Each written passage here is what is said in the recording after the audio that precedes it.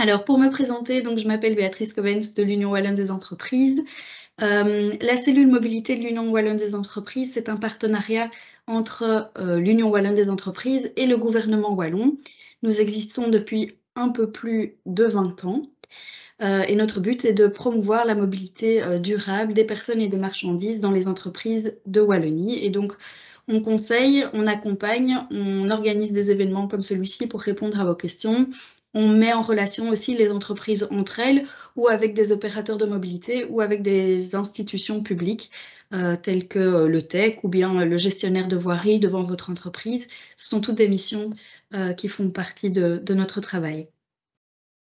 Nous avons pour cela énormément d'outils à votre disposition, un tableau de bord qui est un petit quiz d'une quinzaine de minutes pour évaluer votre performance, je vais dire, la performance de la mobilité dans votre entreprise. On propose aussi ce qu'on appelle le bilan mobilité. Là, c'est beaucoup plus complet.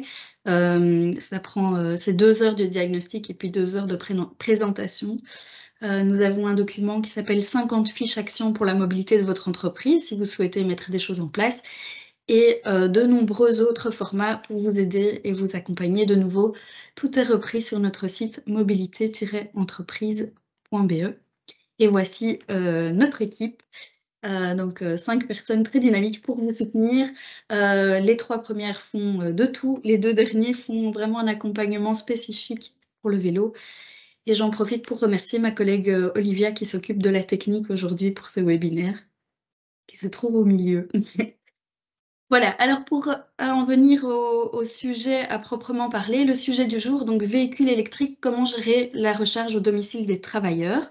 On a déjà fait plusieurs événements sur l'électrification des flottes, la gestion de la recharge de manière générale, mais les questions qu'on reçoit le plus depuis 2 à 3 mois concernaient spécifiquement la recharge au domicile des collaborateurs de votre entreprise. Donc, on est de plus en plus nombreux à pousser fortement une électrification des flottes pour des raisons fiscales assez évidentes. Et ça amène tout un lot de questions, puisque auparavant, quelque part, on pouvait réserver les véhicules électriques aux travailleurs qui avaient un profil parfait pour passer à ce type de motorisation, qui pouvait se charger très facilement à domicile. Aujourd'hui, de plus en plus, on propose à tous les travailleurs, et donc ça amène énormément de questions. Et c'est pour ça qu'on a choisi ce thème aujourd'hui. Ça amène des questions d'ordre pratique, d'ordre technique, d'ordre fiscal.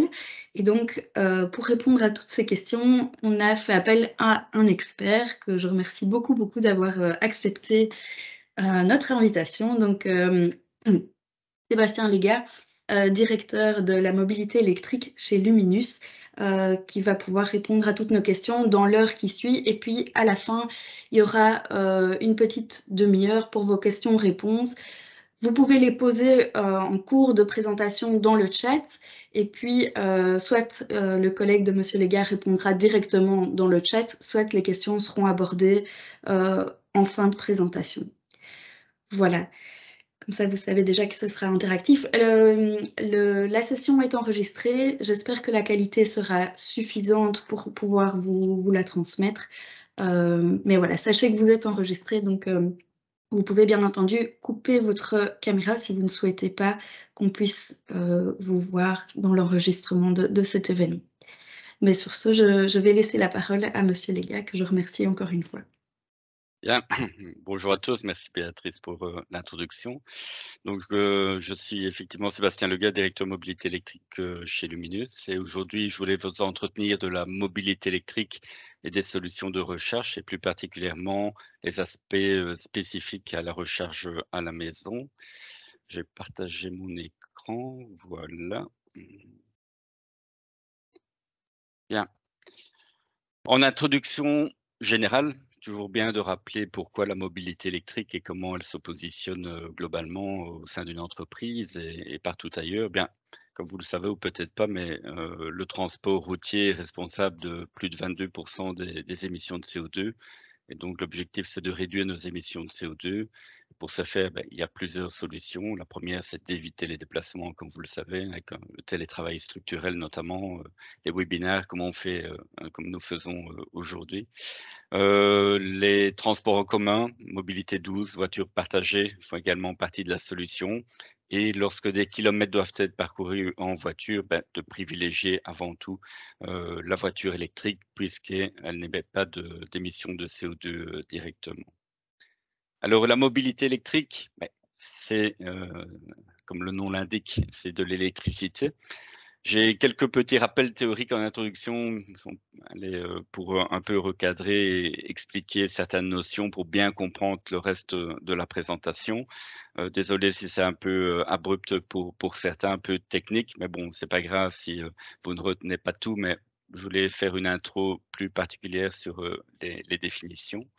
Et donc l'électricité, comment elle est produite? Elle part de nos centrales, hein, centrales électriques, réseau de transport haute tension, puis vous avez le réseau de transport distribution basse tension et après on arrive en entreprise via une cabine locale que vous avez et dans les habitations via également une cabine de distribution. Et là, on est dans ce qu'on appelle le réseau de distribution basse tension, comme on le verra par la suite, qui comprend différents régimes, soit un triphasé industriel 3 fois 400 volts ou le monophasé classique que tout le monde connaît en 230 volts. Complémentairement à cette distribution d'énergie, vous avez également les productions locales, hein, j'y viendrai également dans ma présentation. La plus connue au niveau local, entreprise et particulier dans tous les cas, c'est les panneaux photovoltaïques, même si certaines entreprises s'équipent aussi d'éoliennes en fonction de la taille de leur consommation. Alors, courant monophasé, triphasé, courant continu, hein, vous voyez un peu comme dans les descriptions des voitures, on a l'habitude de convertir des chevaux vapeur en kilowatts et ici en voiture électrique, vous voyez aussi des notions de kilowattheure, de kilowatts et cetera. Bien, tout ça tourne autour de la nature du courant qui est utilisé, hein. Vous avez le courant alternatif, comme tout le monde sait, il change de tension régulièrement, il change de sens régulièrement, 100 fois par seconde.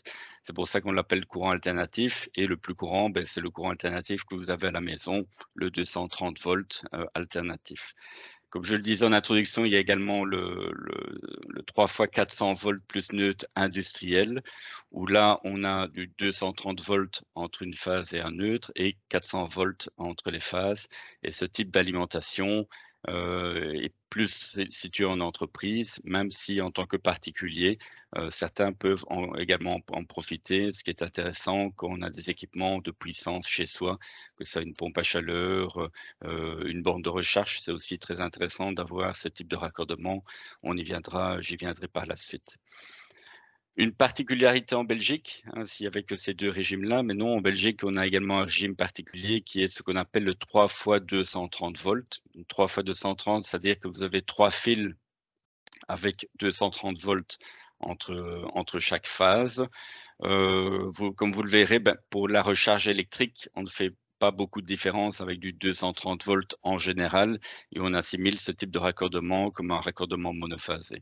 Et donc à la maison, concernant la puissance du raccordement et de ce qu'on peut faire pour la voiture, pour une borne de recharge, on va principalement regarder si c'est du 230 volts ou du triphasé avec neutre. Vous avez également le courant continu, mais courant continu qui n'existe pas dans un réseau de distribution, mais qui est plus au niveau des bornes de recharge, principalement les chargeurs rapides. Là aussi, j'ai un slide qui explique la différence entre la recharge alternative et la recharge à courant continu. Et donc, ce courant continu, oubliez-le pour l'instant en termes de raccordement. Et dans le petit encart, vous voyez, pour ceux qui veulent aller encore plus loin, comment on calcule la puissance, hein, quand vous entendez parler de puissance d'une borne de recharge, c'est assez simple, vous prenez la tension multipliée par le courant. Donc typiquement une borne en monophasé qui fait du 32 ampères, vous faites 230 fois 32 ampères, ce qui vous donne la puissance de 7,4 kW que vous allez entendre fréquemment. En triphasé, c'est un peu différent, il y a une racine de 3 qui vient se glisser dans le jeu, donc vous prenez le 400 fois le courant fois racine de 3 et vous avez la puissance de la borne. C'est ainsi qu'en 16 ampères, cela vous donne 11 kW de puissance et en 32 ampères, 22 kW. Voilà un peu pour les notions de base. Ceci pour dire que, comme vous le comprendrez à la maison, en fonction de la topologie de réseau de votre gestionnaire de réseau, Même si le client, l'employé dit: «Moi, j'ai du 230 ou du 400 volts», le type de raccordement peut être différent, d'où l'importance de faire un home check, qu'il soit virtuel ou physique, sur place, afin de voir le type de raccordement, la puissance disponible sur le compteur et tous les éléments importants à prendre en compte pour faire le bon dimensionnement, de l'installation électrique, pour raccorder la borne de recharge. En termes de puissance, hein, là aussi, vous entendez souvent kilowatt, kilowattheure, kVA. Qu'est-ce que c'est un peu de tout ça? Bien, pour faire simple, la notion de kilowatt fait référence à une puissance dite active, mais peu importe le terme, mais ça fait référence à une puissance d'un équipement. Hein, si vous avez un radiateur électrique, on va dire qu'il a une puissance de 4 kilowatts. Donc 4 kilowatts, ça fait 4000 watts, puisque c'est le cas de kilos. Tandis que le kilowattheure, lui, exprime un travail, c'est-à-dire que c'est une puissance multipliée par le temps. Et donc, un appareil de 4 kilowatts qui va tourner pendant une demi-heure aura consommé 2 kilowattheures. Et c'est également comme ça qu'on exprime la puissance la capacité d'une batterie. Et une batterie de 100 kilowattheures pourra ainsi alimenter une charge de 10 kilowatts pendant 10 heures ou 20 kilowatts pendant 5 heures. Le kilowatt est lui utilisé pour exprimer la puissance d'une borne de recharge. Hein, donc vous avez typiquement les puissances de 7,4, 11, 22 kilowatts. En batterie de voiture, c'est très variable. Hein, ça peut aller d'un plug-in hybride avec une batterie de l'ordre de 13-14 kWh jusqu'à des batteries de 100 kWh ou parfois plus, ça dépend des modèles. Tandis qu'à la maison, un raccordement électrique est exprimé en kVA, qui est vraiment la puissance utile maximum que peut supporter votre compteur. Même si la notion de kilowatt et de kVA sont quasiment les mêmes pour faire simple, on va exprimer une puissance de compteur en kVA avec la même approche, hein, le courant multiplié par la tension. Et donc, un raccordement de 16 ampères, hein, qui est très faible en résidentiel de 230 volts, aura une puissance de 3,7 kVA. Quoi dire de plus? Le lien peut-être entre la puissance de la borne et la taille de la batterie. Ici aussi, pour faire simple, si vous désirez savoir combien de temps il faut pour recharger la batterie de votre voiture, vous prenez la puissance en kilowattheure de votre batterie et vous divisez par la puissance de votre chargeur. Comme ici dans l'exemple, vous avez un chargeur qui fait 7,4 kilowatts, une batterie de 100 kWh, vous faites 100 divisé par 7,4 et vous aurez 13h30 pour recharger complètement une batterie en approche assez grossière, quoi. Il faut également savoir qu'une batterie sera chargée plus rapidement jusqu'à 80% de sa capacité et que pour aller chercher les 20% restants, ça prendra nettement plus de temps. Vous verrez après, j'ai quelques exemples à ce sujet. Et donc, on conseille toujours, même les constructeurs conseillent de recharger la batterie au quotidien jusqu'à 80% de sa capacité et de vraiment la charger à fond uniquement si vous devez faire un très long voyage et que vous voulez avoir le maximum d'autonomie. Alors, en termes de borne de recharge, quelle est la différence entre une borne à courant alternatif, donc AC, et une borne en courant continu? Tout d'abord, la première chose à savoir, c'est que toutes les bornes de recharge sont toujours alimentées en courant alternatif, hein, étant donné que le réseau de distribution est en courant alternatif. Donc, à la base, vous avez toujours une source de tension alternative. Après, à la sortie de la borne, vous avez la majorité des chargeurs classiques qui rechargent en AC, en alternatif, tandis que les chargeurs super rapides rechargent en courant continu, en courant DC. Quand vous regardez la topologie d'une voiture, vous avez ici un schéma, dans le schéma principal d'une voiture électrique. Vous voyez que dans la voiture, vous avez également un convertisseur de tension, puisque votre batterie est une batterie à courant continu. Et ce convertisseur de tension sert à convertir du courant alternatif vers du courant continu. Il est clair que ce convertisseur représente également un bottleneck, hein, puisqu'il a également une puissance limitée et c'est lui qui va déterminer la puissance maximum de recharge de votre voiture en alternatif, puisque même si vous avez une borne de recharge, par exemple, de 22 kW à l'entrée, mais si votre convertisseur de voiture n'accepte que du 11 kW, bien votre batterie va se charger à 11 kW. Vous avez la même chose et encore plus marqué en plug-in hybride. La majorité des chargeurs plug-in hybrides ne sont même pas de 11 kW, ils sont même plus bas, ils sont à 3,7 kW. Ça dépend un peu des modèles. Il y a 3,7, 7,4, 11, ça dépend des configurations. Et donc là aussi, la vitesse de recharge sera conditionnée par la puissance de votre convertisseur embarqué. La différence entre la recharge AC et DC, c'est qu'en courant continu, on peut justement bypasser ce convertisseur de tension et ce qui permet de recharger la batterie beaucoup plus rapidement puisqu'on peut admettre des puissances plus élevées dans ce cas-là. Maintenant, à puissance identique, hein, si on prend le cas théorique d'un chargeur à courant alternatif de 11 kW et d'un chargeur à courant continu de 11 kW, le fait que ce soit du AC ou DC ne change rien dans l'absolu, puisque là, la voiture va se charger à la même vitesse. Je veux dire, le DC n'a pas plus de qualité dans la nature de la tension qu'en AC, si ce n'est qu'il permet d'éviter de passer par le convertisseur de tension. Et comme je le disais, seules les voitures 100% électriques peuvent être rechargées en courant continu. Il y a de rares exceptions, bien entendu, il y a toujours des exceptions à la règle, mais la plupart des véhicules hybrides, plug-in hybrides, ne sont en général rechargeables qu'en courant alternatif. Voilà un peu pour l'introduction de base et définition un peu technique. Maintenant, si on rentre plus précisément dans la matière, la mobilité électrique et que faut-il prévoir comme solution de recharge, sachez qu'en entreprise, pour réussir une migration vers un véhicule électrique, il y a quelques notions, quelques conseils de base à appliquer. Hein. Tout d'abord, il faut y croire, hein, il faut que ce soit un projet commun de toute l'entreprise et que tout le monde, principalement le management, croit vraiment à ce pas important à faire, hein, qui permet d'améliorer l'image verte de l'entreprise parce qu'il apporte des aspects positifs à l'entreprise et aux employés. Et donc, croire dans le projet est vraiment très important. Ensuite, chercher des conseils, se renseigner auprès d'autres collègues, d'autres entreprises qui sont déjà passées à la mobilité électrique pour voir le parcours qu'ils ont parcouru, chercher des conseils auprès de bureaux spécialisés, d'entreprises spécialisées qui peuvent également vous aiguiller.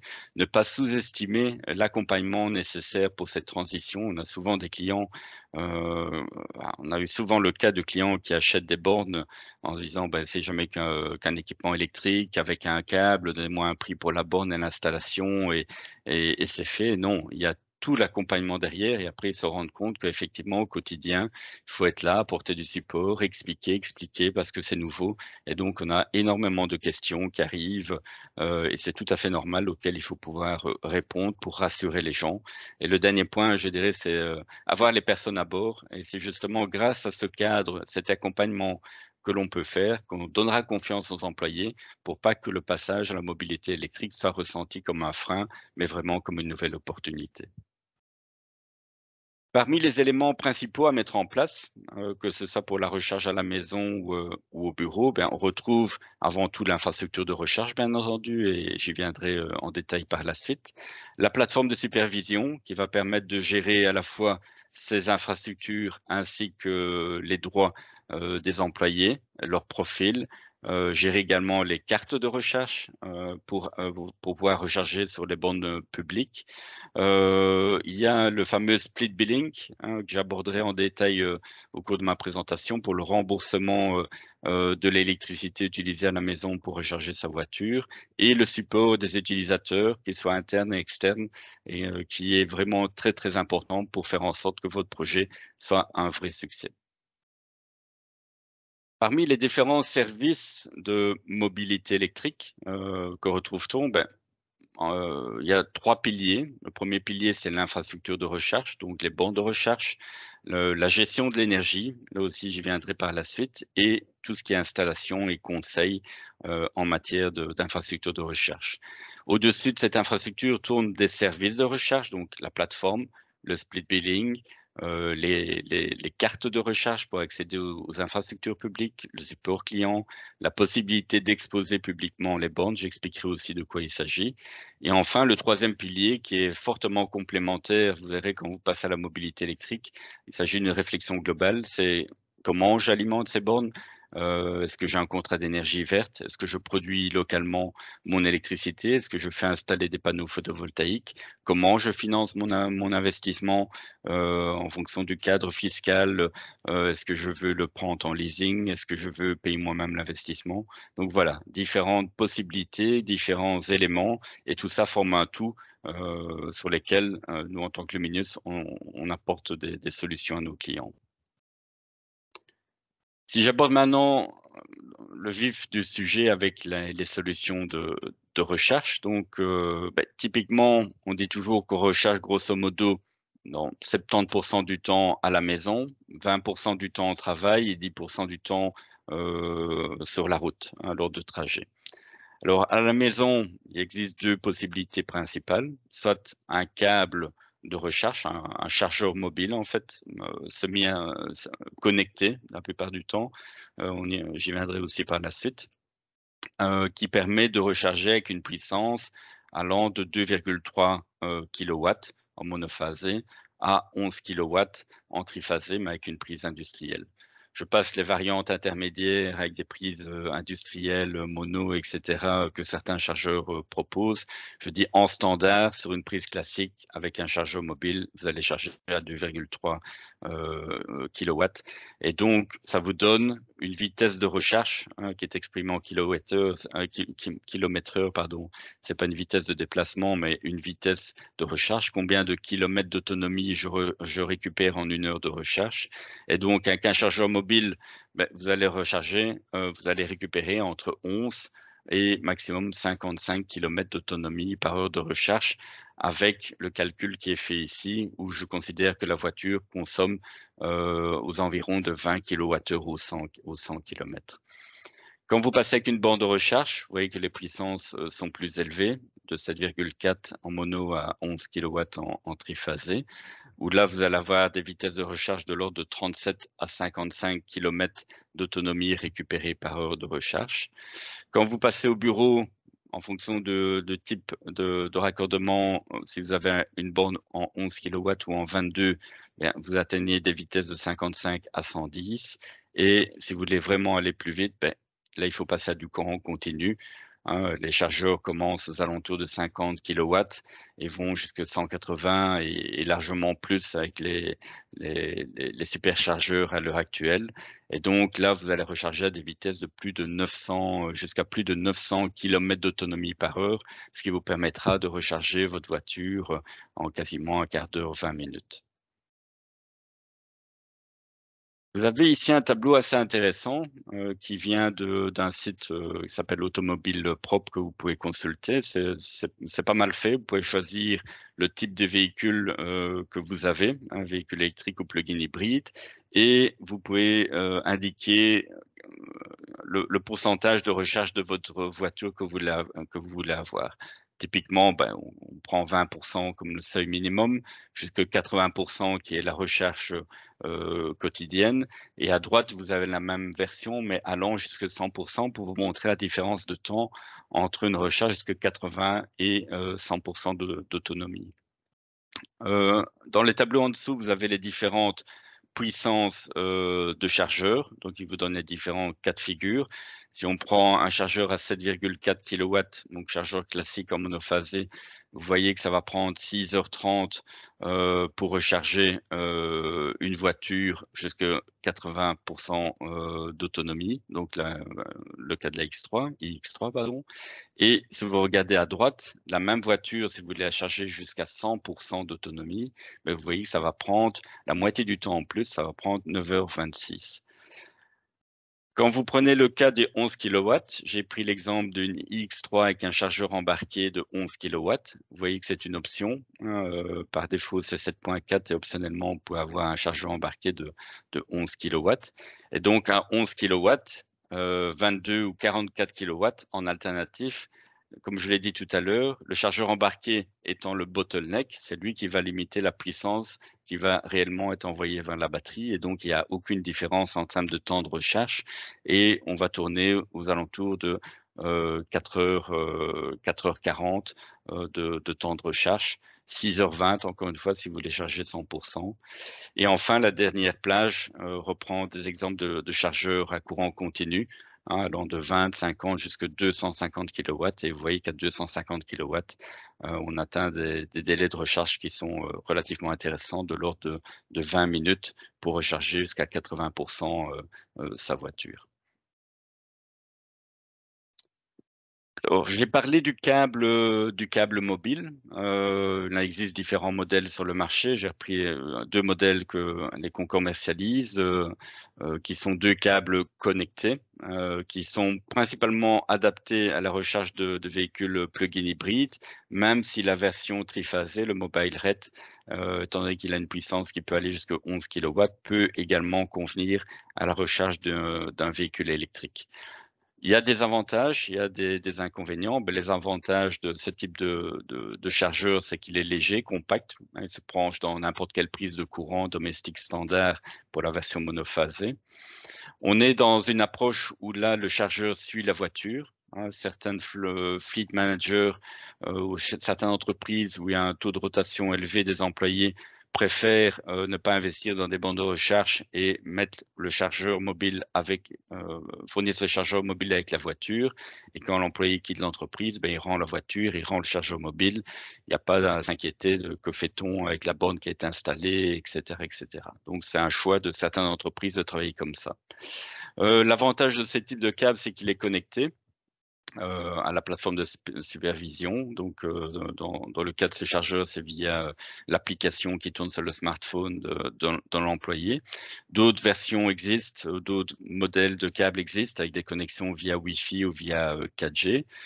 Pourquoi faut-il cette connectivité? C'est pour le fameux split billing et le remboursement des frais d'électricité à la maison, d'où l'importance d'avoir un équipement qui est connecté avec une plateforme de gestion, qui fait remonter toutes ces sessions de recharge vers la plateforme et qui permet dès lors de rembourser l'employé sur base des kilowatts qu'il a réellement consommés. Il dispose également de la fonction localisation qui permet de définir l'endroit où la recharge a lieu, qui évite par exemple que l'employé soit remboursé s'il utilise son câble en vacances ou un endroit où il ne paye pas l'énergie. Là, on peut le géolocaliser. Et il existe une version mono et triphasée permettant d'aller jusqu'à 11 kW, comme je l'ai dit tout à l'heure.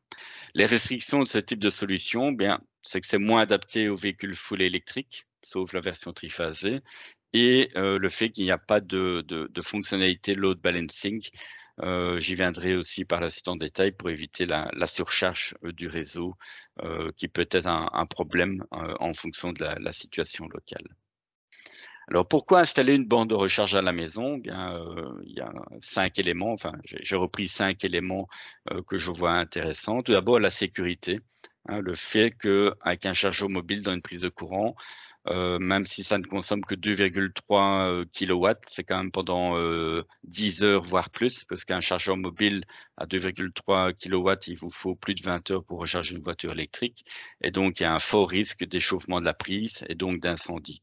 Donc, franchement, si vous voulez éviter ce type de risque, une borne de recharge, c'est vraiment la meilleure solution, y compris pour limiter l'accès, puisque vous avez également un lecteur RFID sur les bornes de recharge qui vous permet d'en sécuriser l'accès. La recharge est également plus rapide, on l'a vu, avec les puissances de recharge, principalement monophasées. Il est possible d'avoir des fonctions intelligentes pour la gestion d'énergie, le load balancing, l'optimisation solaire, si vous avez des panneaux photovoltaïques. Globalement, le confort de recharge et l'expérience utilisateur est meilleur. Il ne faut pas sortir le chargeur si vous êtes en extérieur, le mettre dans la prise, le redémonter, le remettre dans la voiture, dans le garage. Là, c'est relativement facile. Une borne de recharge, vous prenez le connecteur, vous passez votre badge, vous mettez dans la voiture et c'est parti. Donc, plus confortable au quotidien en termes d'expérience utilisateur. Et enfin, plusieurs utilisateurs peuvent également utiliser la borne puisqu'il est possible de créer des profils différents. Alors, comment bien choisir sa borne de recharge professionnelle à la maison? Hein, ici, on parle bien de produits professionnels à usage flotte d'entreprise. Ben, tout d'abord, je dirais regarder un produit fiable, hein, renommé, qui a fait ses preuves sur le marché pour pas partir avec un produit chinois sans jeter la pierre, mais je dirais un produit qui pourrait être bas de gamme. Regardez également au niveau des services. Flotte d'entreprise, au minimum, il faut la connectivité avec la plateforme de gestion et le split billing, hein, que la borne permet bien cette connectivité avec une plateforme de gestion sur base d'un protocole standard pour permettre le split billing. L'authentification, aussi importante en fonction de ce que vous voulez faire, généralement avec un lecteur RFID, parfois avec une app, même s'il est possible de mettre certaines bornes en plug and charge, comment dire, c'est un choix de l'utilisateur. La recharge intelligente, j'en ai déjà parlé, les caractéristiques mécaniques avec prise, certains modèles sont avec un connecteur, d'autres avec un câble. Hein. Mon conseil, c'est de prendre une version avec câble, quand même plus pratique que de tous les jours sortir son câble de la voiture pour le mettre sur la borne et dans la voiture. Prenez des longueurs suffisantes, 5 mètres c'est bien, 7 mètres c'est encore mieux. En fonction de l'endroit où se trouve le connecteur sur votre voiture, vous pouvez vraiment faire le tour indépendamment de la manière dont vous vous garez, hein, par l'avant ou par l'arrière. Donc, c'est un confort d'utilisation. Les fonctionnalités supplémentaires également, en fonction de ce que vous voulez faire, usage privé de la borne éventuellement, donc privé pro, si vous voulez que la borne soit accessible par les collègues, si vous voulez un double split billing, si monsieur et madame ont tous les deux une voiture de société et souhaitent utiliser la borne, et les applications qui sont également disponibles pour gérer la borne. Les accessoires, montage sur poteau, sur mur, support de câble, et regardez combien de configurations vous voulez proposer à vos employés. Puisqu'il existe des bornes, certaines qui sont uniquement mono, uniquement en tri. Donc faites le choix d'un pack qui soit le plus polyvalent possible pour vos employés. Donc regardez au meilleur compromis prix et fonctionnalité. Quelles sont maintenant les étapes pour installer une borne de recharge à la maison de manière très simplifiée et schématisée? Bien, ça commence avec la demande de Fleet Manager, hein. Donc, on a développé une interface Fleet, s'appelle My Luminous Home Charging, qui est dédicacée au Fleet Manager, qui leur permet d'introduire leur demande dans ce portail. À partir de ce moment-là, un contact est pris directement avec l'employé qui lui permet de choisir son pack de recharge, hein, est-ce qu'il a besoin d'un batch, une borne, quel modèle, etc. L'employé choisit son pack en fonction de son budget. Ensuite, l'offre est envoyée vers le Fleet Manager pour validation. On peut également prévoir une partie des coûts à charge dans l'entreprise et une partie des coûts à charge de l'employé. Donc, on sait faire un split également des coûts pour les employés qui souhaitent prendre des options supplémentaires. Ensuite, l'employé peut prendre rendez-vous automatiquement dans un calendrier en ligne pour la date de son installation. La borne est installée par nos soins. Elle est ensuite réceptionnée par un organisme agréé, puisque toute la nouvelle installation, la nouvelle partie de l'installation doit être réceptionnée. Donc, pas toute l'installation électrique, mais uniquement la partie supplémentaire qui a été ajoutée. Et enfin, on peut activer la borne et les différents services qui sont liés. Voilà, donc globalement, ce Fleet Portal permet d'ajouter des nouveaux employés, suivre l'avancement des installations ou de la livraison donc à destination du Fleet Manager. Il peut également ajouter des commentaires s'il y a des changements à prendre en compte. Il peut également suivre et gérer les devis, les commandes, tirer des rapports et les employés ont accès à toutes des pages et des formulaires web qui permet de faire leurs commandes et de remplir les informations souhaitées. Alors, l'installation d'une borne de recharge à la maison, ça commence par un home check qui permet de voir la situation technique pour le dimensionnement de la solution. Typiquement, dans un pack installation, vous avez les protections électriques qu'il faut prévoir. En général, c'est un disjoncteur et un différentiel. Le câblage entre la borne de recharge et le tableau électrique, il y a des forfaits 10, 15, 20 mètres, donc à votre choix également, en fonction du budget que vous voulez proposer à vos employés. Placement d'une borne, typiquement c'est sur un mur, mais optionnellement ça peut se faire également sur un poteau, et la réception de l'installation par un organisme agréé. Donc j'ai mis quelques tips dans les fenêtres en vert avec la petite lampe là, pour dire voilà, définissez bien les configurations standards auxquelles vos employés ont droit avec ce qui est à charge dans l'entreprise et ce qui est à charge dans l'employé. Tenir compte aussi de certains cas particuliers. Par exemple, si l'employé a déjà une borne de recharge, que vous voulez en mettre une deuxième, il y a des surcoûts qui peuvent également venir à cause de cette deuxième borne. Donc, c'est plus cher que le prix de 2 installations séparées à cause des équipements de protection pour respecter le règlement général des installations électriques. Tenez compte aussi du fait que si un renforcement de compteur est nécessaire, c'est l'ensemble de l'installation électrique de l'employé qui doit être certifié, ce qui peut représenter également des frais de mise en conformité pour l'employé. Et nouveauté, depuis le 15 octobre de l'année dernière, les GRD imposent une déclaration des bandes de recharge donc auprès du GRD concerné, et c'est rétroactif. Donc l'employé doit faire les démarches auprès du GRD, déclarer sa borne et remplir un formulaire avec la puissance de la borne, si la borne est intelligente ou pas, si elle est connectée avec une plateforme, etc. Et donc c'est une obligation depuis le 15 octobre et c'est rétroactif pour les bornes qui ont déjà été installées également. Donc, si vous allez sur le site ORES, RESA, notamment Fluvius, vous allez trouver les formulaires en ligne. Si vous tapez déclaration borne de recharge, vous allez facilement tomber sur les formulaires ad hoc. Ça, c'est à la maison. Maintenant, en appartement, comment est-ce que cela se passe? Effectivement, là, on est dans des situations qui peuvent être parfois plus complexes. Si on est dans le cas d'un garage privé, c'est relativement facile. S'il n'y a pas de passage par les communs, il n'y a aucune demande particulière à faire. Par contre, si le copropriétaire souhaite installer une borne de recharge dans un garage ou sur le parking de la copropriété, à ce moment-là, il doit faire une demande et la demande doit être soumise à l'ordre du jour de l'Assemblée générale. Il doit fournir un descriptif des travaux, au moins 2 mois avant le début des travaux.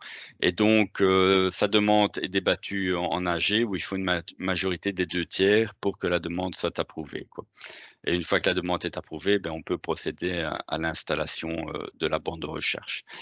Pour les nouveaux immeubles ou dans les cas de rénovation importante, sachez que dans le cadre de la transposition de la directive PEB, il est prévu depuis le 11 mars 21 que pour les immeubles disposant de au moins 11 places, donc plus de 10 places de parking, il faut prévoir une infrastructure de raccordement pour une borne de recharge. Une infrastructure de raccordement, c'est quoi? C'est toutes les dispositions techniques, c'est-à-dire le pré-câblage, les goulottes, les tuyaux, pour pouvoir tirer une alimentation jusqu'à un point de recharge. Et donc ça, c'est obligatoire à partir du moment où il y a plus de 10 places de parking dans un immeuble résidentiel, ou en cas de grosse transformation, rénovation, et là on parle de 25% de la superficie de l'enveloppe du bâtiment. Point important aussi, certains AG ont déjà convenu d'accord avec certains fournisseurs pour installer des bornes de recharge, ont déjà financé éventuellement certaines parties d'équipements. Ici, comme on vient avec des bornes à des fins professionnelles qui doivent être connectées sur la plateforme de l'entreprise, c'est pas toujours évident de reprendre la solution qui a été choisie par l'AG, qui n'a pas forcément cette même finalité, qui ne voit que la partie recharge, sans la partie fonction gestion. Et donc, la plupart du temps, il faudra quand même installer une borne spécifique qui risque d'être différente de celle choisie par l'AG. Mais voilà, on s'est argumenté, expliqué pourquoi, justement à cause du split billing, du monitoring des bornes, etc. Alors, le smart charging, j'en ai parlé en introduction. Qu'est-ce que c'est? Ben, ça reprend différents éléments. Tout d'abord, ce qu'on appelle le overload protection. C'est quoi le overload protection? Ben, c'est simple. Comme je disais, une borne de recharge consomme quand même pas mal d'énergie, hein. Il y a à la maison, vous avez également d'autres gros consommateurs, hein. Vous avez une taque induction, une machine à laver, un sèche-linge, un four. Et donc, l'overload protection est un mécanisme qui réduit automatiquement la puissance de la borne à partir d'un moment où d'autres consommateurs sont en marche pour éviter d'atteindre la puissance maximum du compteur électrique. Donc, vous avez ici à gauche le cas où vous n'avez pas d'overload protection. Et vous voyez que en orange, vous avez la consommation du chargeur, hein, par exemple, qui est à 7,4 kW. En gris, la partie supplémentaire qui vient de la maison. Et quand vous dépassez la ligne rouge, ben, c'est là que vous risquez que le disjoncteur principal saute parce que vous tirez trop de courant sur l'installation. Pour éviter cela, on peut placer soit un module de gestion d'énergie dans le tableau électrique qui communique avec la borne et qui lui donne les informations sur la consommation instantanée et qui permet à la borne de réduire automatiquement sa puissance pour ne pas dépasser la puissance maximum disponible sur votre compteur électrique. Vous avez également une fonction similaire pour l'optimisation solaire, hein, je verrai sur le slide suivant, qui vous permet de recharger votre voiture principalement quand vos panneaux produisent. Et en Flandre, depuis le début de cette année, vous avez le tarif capacitaire, tarif de pointe.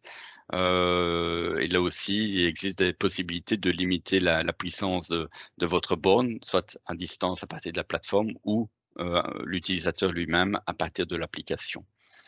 Petit commentaire, l'overload protection est principalement utile dans le cas d'un raccordement monophasé, puisque c'est là qu'en général on aura le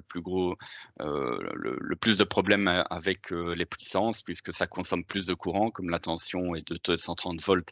Donc une borne de 7,4 kW va tirer 32 ampères, là où une borne de 11 kW va tirer 16 ampères en triphasé. Et donc c'est souvent en raccordement monophasé que l'overload protection est utile.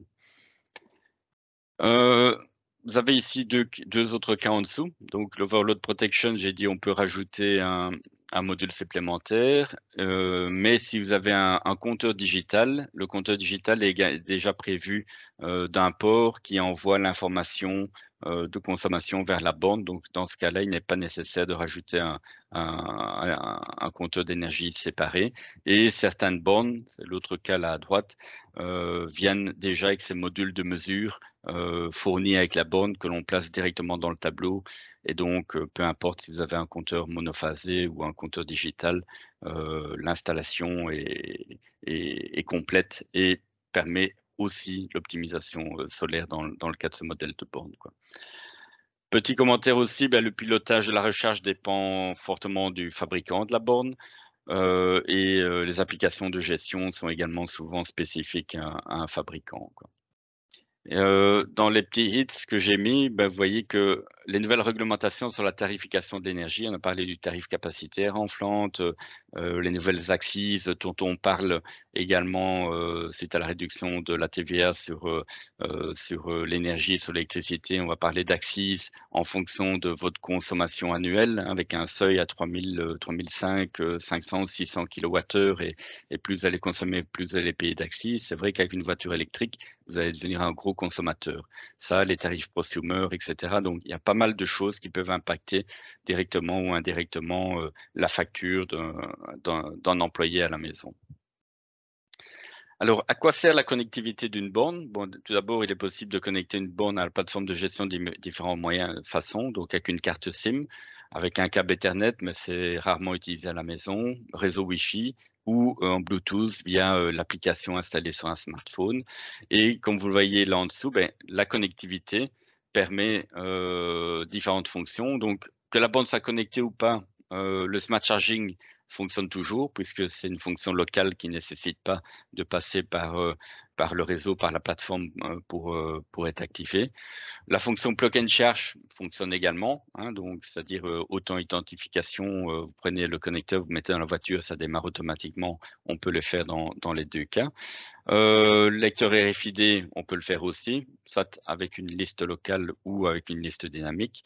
Là où les choses changent entre connecté et non connecté, c'est la connectivité avec la plateforme de gestion qui n'est possible qu'en version connectée, le split billing, l'usage privé, pro, double split billing, les updates software, le monitoring, l'accès remote pour dépanner un client qui aura un problème avec sa borne.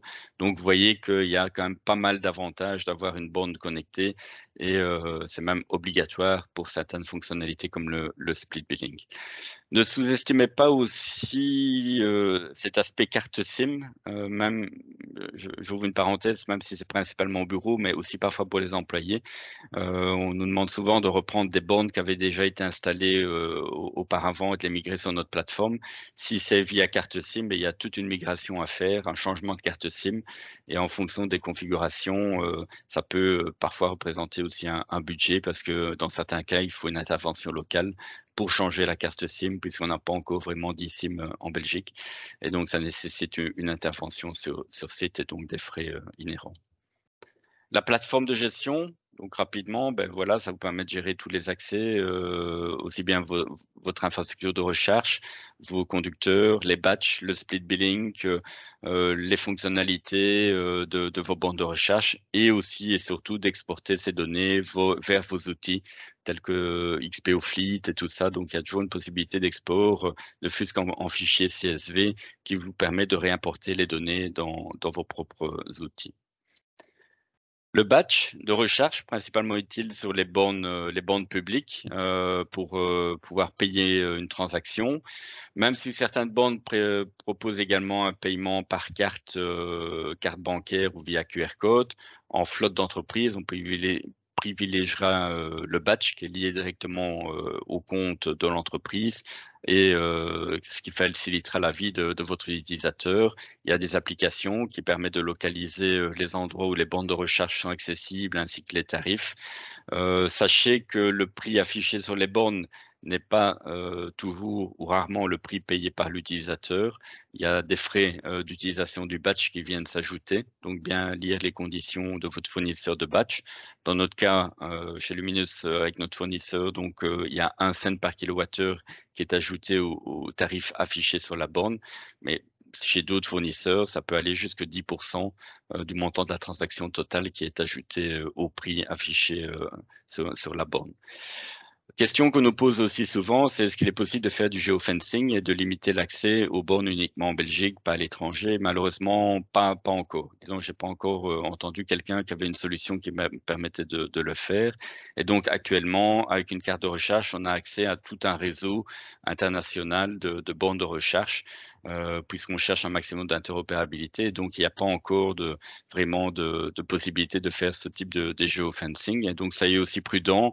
C'est ni au niveau territoire qu'il est possible de limiter l'accès, ni au niveau prix. Donc, on ne pourrait pas dire, par exemple, qu'on limite l'accès aux bornes qui ont un tarif de moins de 40 cents par kilowattheure. Non, votre employé pourra aller aussi chercher sur des bornes à des tarifs, si je prends l'exemple Ionity, actuellement à 69 cents du kilowattheure en recherche rapide.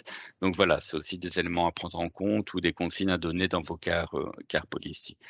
De notre côté, on a développé ce qu'on appelle le budget de contrôle, c'est-à-dire qu'on consolide mensuellement, enfin en temps réel, toutes les recherches que fait l'employé à la maison ou sur les bornes publiques, et on peut ainsi gérer son budget et bloquer sa carte à partir du moment où le budget a été atteint, ce qui donne aussi une certaine garantie au fleet manager qu'il n'y aura pas de dépassement budgétaire.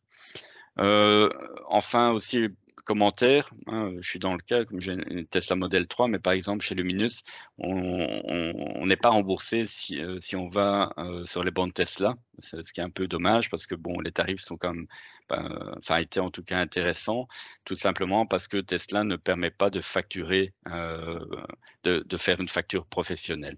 Donc c'est bête, mais bon, tenez compte aussi de ça.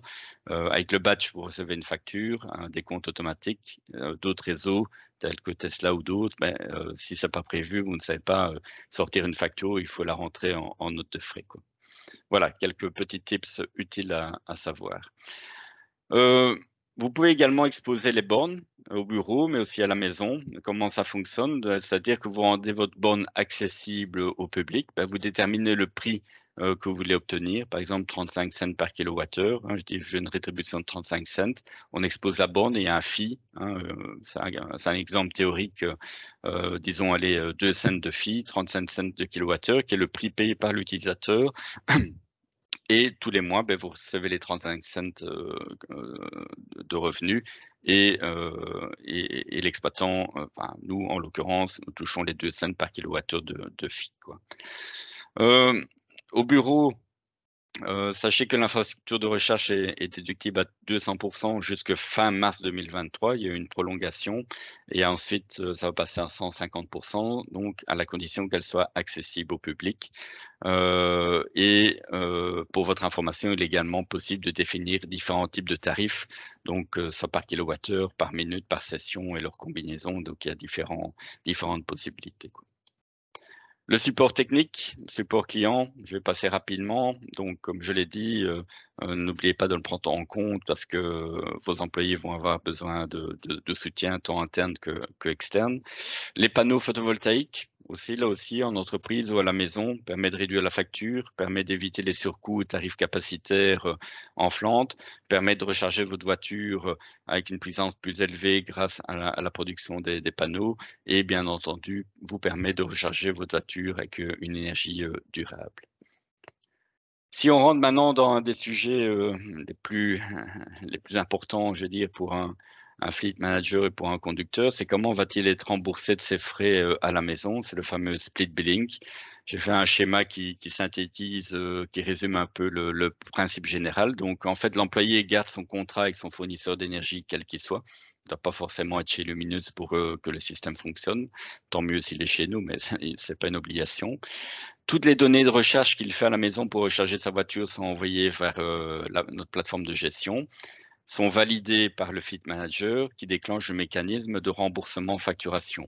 Donc remboursement dans l'employé au prorata du nombre de kilowattheures multiplié par un tarif défini par le Fleet Manager et facturation du même montant vers le Fleet Manager.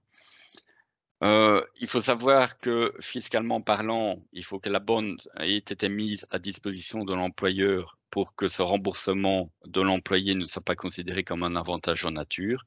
Donc c'est toujours le cas actuellement au niveau fiscal. La TVA n'est pas déductible dans le chef de l'employeur parce que le split billing est considéré comme un débours au sens de l'article 28 alinéa 5 du code de TVA. Donc c'est une note de frais. Et pas une facture qui est envoyée. Et le montant du kilowattheure qui est pris en compte doit correspondre au coût réel de l'électricité. Et donc, il n'est pas question de commencer à rembourser à 1 euro, 2 euros du kilowattheure, vous allez avoir des problèmes avec le fisc. Et donc, l'employeur, peut, pour se faciliter la vie, choisir avec le tarif de remboursement de la CREC qui est mis à jour mensuellement. Et donc, si vous allez sur le site de la CREC, vous avez les tarifs de moyens de l'énergie dans les 3 régions et en Belgique. Vous pouvez décider de travailler avec le tarif national ou le tarif régional. Sachez qu'ici, au mois de janvier, les tableaux ont changé. Il y a eu encore de nouveaux sous-tarifs ajoutés avec différentes configurations. Vous allez voir qu'il y a des tarifs avec une consommation de 8000 kWh avec véhicule électrique, avec compteur digital, avec compteur analogique, avec des prix à la fois différents, ce qui ne simplifie pas les choses, je vous l'avoue. Et ça a été fait notamment pour la Flandre, pour le tarif capacitaire, où le groupe de travail EV Belgium, qui est l'association qui regroupe l'ensemble des acteurs de la mobilité électrique dont on fait partie, ainsi que la plupart des acteurs en Belgique qui travaillent dans la mobilité électrique, recommande de travailler avec le tarif CREC, véhicule électrique, 8000 kWh avec un pic de 7,3 kW. Et donc, vous avez un tarif qui est spécifique à cette configuration-là, qui est recommandé pour les conducteurs. Et donc, ce tarif est actualisé tous les mois et automatiquement dans la facture du conducteur, il a le tarif qui est mis à jour et donc le montant varie de moins en moins, quoi. Maintenant, une question qu'on a souvent, c'est que faire quand deux employés, deux personnes d'un même ménage disposent disposent d'une voiture de société, même si elles ne sont pas forcément de la même entreprise. Comme je le disais à l'instant, le fisc impose que l'employeur mette à disposition de son employé la borne de recharge pour que celui-ci ne soit pas pénalisé en avantage en nature. Et donc, c'est assez bloquant pour l'instant. Ça mène parfois à certaines situations un peu ridicules, notamment quand l'employé quitte son employeur. Le nouvel employeur devrait mettre une nouvelle borne de recharge pour entrer dans ces critères-là, ce qui entraîne des frais supplémentaires et qui n'est pas très bon point de vue écologique. Mais a fortiori, quand vous avez deux personnes d'un ménage avec deux voitures électriques, auparavant, qu'il y avait une seule borne de recharge, cela posait problème pour les mêmes raisons qu'évoquées précédemment, c'est-à-dire que le deuxième risque de se voir taxé d'un avantage en nature. Mais récemment, le ministre des Finances, Van Petegem, a confirmé via une question parlementaire que lorsque plusieurs membres d'une famille disposent d'une voiture de société, ils peuvent utiliser la même borne de recharge à condition que les frais de recharge de chaque voiture d'entreprise puissent être déterminés distinctement d'une manière vérifiable. Et donc, ça clarifie les choses dans ce cas de figure, mais ça ne dit pas non plus comment le split billing doit être organisé. Pourquoi? Parce que jusqu'à présent, pour contourner un peu cette contrainte d'avantage en nature, comment faisait-on? On exposait publiquement la borne de l'employé, sans la mettre visible dans les applications, etc. Donc, elle était accessible avec un badge de tiers, mais pas visible dans les applications. Et on appliquait un mécanisme similaire pour le deuxième conducteur. Donc, le premier travaillait avec le mécanisme de split billing classique et le deuxième, on déterminait un tarif d'exposition, Y euros par kilowattheure, et l'employé recevait la facture automatiquement par l'utilisation du badge.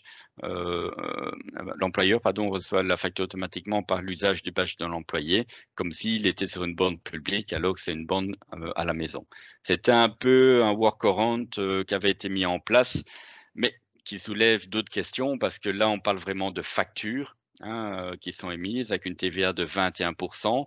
Pour l'employeur, il doit payer également des frais de roaming puisqu'il a un badge de tiers qui accède à une borne publique et comme je l'ai dit tout à l'heure, il y a des frais supplémentaires qui s'ajoutent. Enfin, soit tu peux dire je n'ai pas payé la borne, j'accepte ces frais-là, mais il y a la question du traitement de la TVA et tout ça qui est assez problématique. On est en cours de discussion avec un bureau expert en la matière, même si certains points avaient été clarifiés dans le sens que la vente d'électricité par un particulier pouvait être exonérée des impôts si l'acte relevait de la gestion normale du patrimoine privé. Donc c'était déjà une première chose, l'employé ne serait pas taxé pour les revenus supplémentaires qu'il aurait tirés à travers la revente d'électricité par l'exposition de sa borne. Donc à partir du moment où ça restait raisonnable, fiscalement parlant, c'est admissible. Mais par contre, ce qui pose problème, c'est le traitement de la TVA où là, nos conseils fiscaux nous disent que le traitement de la TVA devrait être traité de la même manière que pour le split billing, c'est-à-dire traité comme un débours et pas comme une facture avec TVA récupérable dans le chef de l'employeur. Donc tout ça pour dire que la meilleure solution, maintenant que le ministre a autorisé le double split billing sans pénalité pour le deuxième driver, c'est vraiment d'activer deux abonnements de split billing, un sur chaque batch, et de fonctionner comme pour selon les mécanismes de split billing avec note de frais. Et chaque employé peut avoir un abonnement différent avec des conditions de remboursement différentes, puisqu'il s'agit vraiment de deux abonnements qui sont liés au batch et pas à la borne. Et donc, il est possible de travailler de cette façon, de manière tout à fait transparente, quoi. Alors, que faut-il prévoir dans votre car policy pour une véhicule électrique rapidement, parce que je vois que l'heure tourne, il est déjà... Ouais. Et donc, tout d'abord, je dirais déconseiller l'utilisation d'une prise classique pour recharger sa voiture à la maison, pour des raisons évidentes de sécurité, bien sûr, sauf cas de force majeure. Voilà, quand même déconseiller l'usage d'un chargeur mobile. Idéalement, donc, chaque conducteur qui a une voiture électrique est tenu de faire installer une borne de recharge à la maison. Définissez bien le pack standard dont votre employé a droit et quelles sont les options supplémentaires. si l'employé choisit une voiture électrique, la première installation, l'installation de la première borne est à charge de l'employeur pour les raisons fiscales évoquées précédemment. Prévoit également le cas de déménagement. Que se passe-t-il quand l'employé déménage? Est-ce qu'il peut racheter sa borne pour la laisser dans la maison et la transférer, etc. Donc, prévoyez ce cas-là. Prévoyez également ce qui advient lorsque l'employé quitte l'entreprise. Quelle est la durée d'amortissement et la valeur résiduelle à payer par l'employé. Prévoit également les cas de dégâts éventuels, si l'employé les rentre dans la borne ou cause des dégâts à la borne, comment ils sont traités. Les cas de fraude, hein, puisqu'effectivement l'identification se fait avec le badge, si quelqu'un triche, recharge la voiture de son conjoint à charge de l'entreprise, oui, quelles sont les sanctions en la matière et bien entendu prévoyez la mise à disposition d'une carte de recharge pour pouvoir recharger sur les bornes publiques lors de trajets importants ou en dépannage. Pour terminer, quelques mots sur le cadre fiscal, mais bon, je suppose que vous êtes tous bien au courant. Donc, rapidement à la maison, pour les particuliers, déduction d'impôt 1 500 € à l'heure actuelle, maximum déductible de 30%. En termes de flotte d'entreprise, comme vous le savez, depuis le mois de janvier, pour les véhicules plug-in hybrides, le carburant n'est plus déductible qu'à maximum 50%, là où l'électricité reste déductible à 100%. Et au bureau, vous avez toujours la déduction de frais majorés. Là aussi, ça a été prolongé, comme j'ai dit tout à l'heure, jusqu'au 31 mars. Donc, il est un peu tard maintenant pour se lancer dans l'installation de bornes au bureau, mais après, ça va passer donc cette année à 150% de déductibilité. Dans les conditions, donc pour les particuliers, il faut pour pouvoir déduire la borne, que la borne soit digitalement connectée à une plateforme de gestion, que l'électricité soit produite à partir d'une source renouvelable ou locale, donc par exemple avec des panneaux solaires.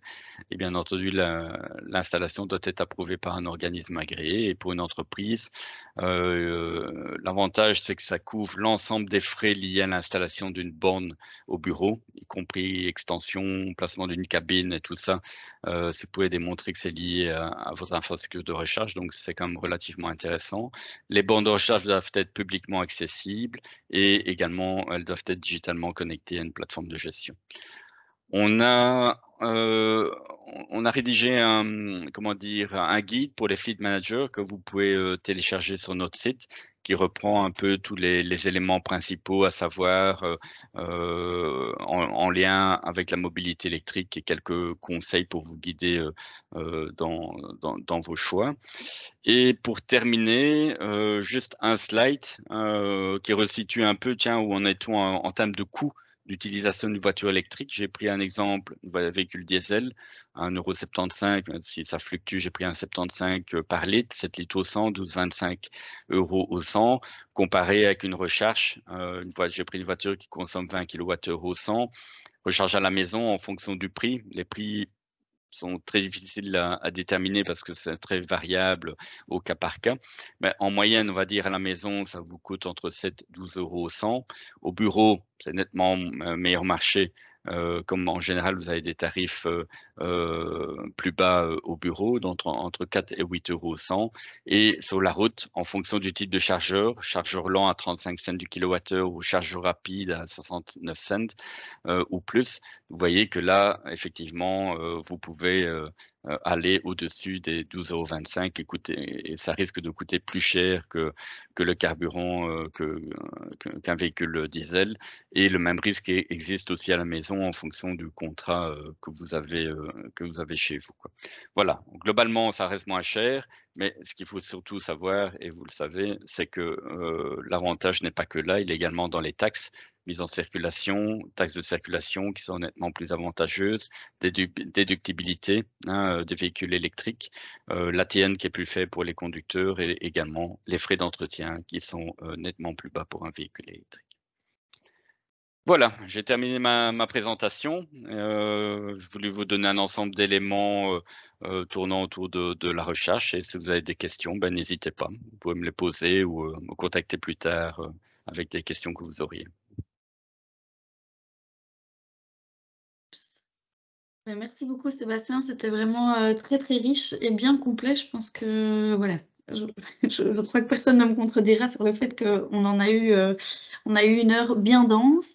Il y a eu énormément de questions dans le chat, mais je vois que Ludovic a déjà répondu, à tout ou plus ou moins donc voilà, il y a aussi quelques questions qui ont déjà été, auxquelles on a déjà eu, une réponse, simplement dans la présentation ou c'est simplement arrivé, plus tard. Il y avait par exemple la question: «Est-ce que les smart cables sont vraiment, safe?» mais je pense que tu as répondu qu'il y avait quand même un risque de surchauffe qui n'était pas, à négliger. Au niveau de la prise, voilà, l'équipement lui-même, Oui. il est safe, il y a les protections internes et cetera. Mais bon, en fonction de l'installation électrique, si vous avez encore des vieux fils sous plomb et cetera et que vous mettez le chargeur dans ce type de prise, il y a un risque de surchauffe, qu'il ne faut pas, sous-estimer, quoi. Encore une fois, ce sont des consommations, de longue durée. Donc c'est pas comme un grille-pain qu'on Mmh. allume 5 minutes. Ici, c'est quelque chose qui va rester dans la prise pendant des heures et donc l'échauffement est d'autant plus important. Alors j'en profite pour préciser aussi donc, que le centre de recherche routière a fait a sorti tout un document sur la possibilité de recharge si on n'a pas de garage, donc comment faire passer le câble. Et c'est pas si facile à partager, via Teams, donc je l'enverrai à tous les participants. Le CRR me l'avait fait parvenir, donc je vous fournirai ce document qui est très intéressant. Je vois qu'une personne a levé la main, c'est Mohamed Sadni, donc je vais lui laisser la parole. Je vous écoute. Vous pouvez évidemment activer votre micro, voilà. C'est mieux, merci. Non, j'avais une question effectivement, en ce qui concerne les bornes. Lorsque la borne est installée à la maison, est-ce que les assurances doivent être informées de ça? C'est toujours une question qu'on me pose au bureau. Est-ce qu'on doit informer les assurances lorsqu'une borne est installée à la maison? À ce niveau-là, non. Non, à ma connaissance dans le cadre actuel, mais comme je dis, le cadre évoluant, rapidement. Normalement, il n'y a pas de déclaration, à faire étant donné que la borne a été réceptionnée par un organisme agréé. Elle est reprise dans votre installation électrique comme, n'importe quel autre équipement. Mais il n'y a pas lieu de faire une déclaration particulière, au niveau assurance, pour un risque supplémentaire dû au fait que vous avez une voiture électrique avec une borne de recharge, à la maison, quoi. Mais le Merci. mieux, c'est de poser la question à votre assureur, s'il le voit d'un œil différent. Mais actuellement, je dis, hormis l'obligation de déclarer la borne au gestionnaire de réseau et de faire réceptionner l'installation par un organisme agréé, il n'y a pas d'autres obligations au niveau assurance. Merci. Merci beaucoup. Je vois une question: «Pourra-t-on recevoir les slides?» car il y avait énormément d'informations. Je vais voir. La bonne question. Mais ce sont des présentations qu'on donne en général à nos clients parce qu'il y a énormément de know-how là-dedans et de choses qui sont relatives à nos solutions. Et donc voilà, on a d'autres présentations plus light, commerciales et autres, quoi, mais c'est vrai qu'en général, ce sont des présentations qu'on tient plutôt pour nos clients puisqu'il y a énormément de travail, là-dedans, quoi. Donc réponse non, mais il y a le livre blanc ou Oui, donc donc que tu avais Create est en mentionné sur le oui, oui, site, tout à fait, quoi, ouais. qui répond quand même à beaucoup de questions et oui, voilà. Alors qu'est-ce qu'il y a? Oui, il y a une personne qui réagit en disant que c'est quand même plus prudent que l'employé informe son courtier, du changement, à son réseau électrique. Mmh. Ça peut jamais faire de tort en effet de de se renseigner, mais voilà, a priori, il n'y a pas d'obligation de le faire. Alors une question: «Avec votre application at home, peut-on voir les kilowattheures en temps réel et les sessions du badge RFID?» Oui, donc vous savez voir, ça dépend du produit en fait, hein, mais vous avez, donc les bornes avec, un écran, donc les bornes Alphone que vous voyez, vous savez voir la consommation en temps réel. Dans tous les cas, toutes les transactions que vous faites sont loguées sur la plateforme et donc vous savez voir via l'application aussi bien les recherches que vous faites chez vous que sur les bornes publiques avec le nombre de kilowattheures et le prix qui est affiché, quoi. Super. J'en profite d'ailleurs, pour préciser qu'ici, voilà, on avait demandé à Luminus de présenter et donc forcément on a vu les solutions de Luminus. Il existe, d'autres, Oui, bien d'autres sûr. providers bien sûr, que nous vous invitons à comparer, les différents services. Néanmoins, ça nous tenait à cœur parce que la plupart des choses sont transversales à toutes les voilà, Mmh. toutes les différentes plateformes qui existent en Belgique Bien et sûr, donc voilà. mais les principes restent en général les mêmes sur les produits avec la partie mobile, la partie borne. Voilà, ce que j'ai dit avec, les versions avec connecteur, avec câble, le load balancing, heu, voilà.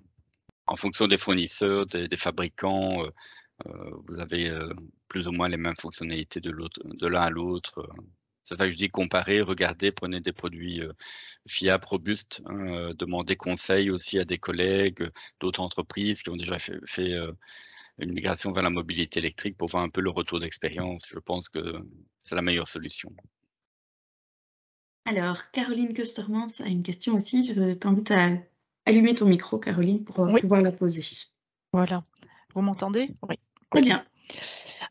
Oui, pour revenir à l'ATN, 2 minutes, moi j'avais assisté à un autre webinaire qui indiquait qu'à partir du moment où l'employé avait fait installer à ses frais, une borne, bon, sachant qu'il y avait, ces incitants, légaux avec déductibilité à 45 notamment l'année passée, qu'il n'y avait quand même pas d'ATN qui devait être comptabilisé dans le sens où l'employé chargeait une voiture de société, même à son domicile, mais que donc il n'y avait pas d'ATN appliqué parce qu'il se faisait rembourser de son électricité dans le cadre de la charge de son véhicule de société.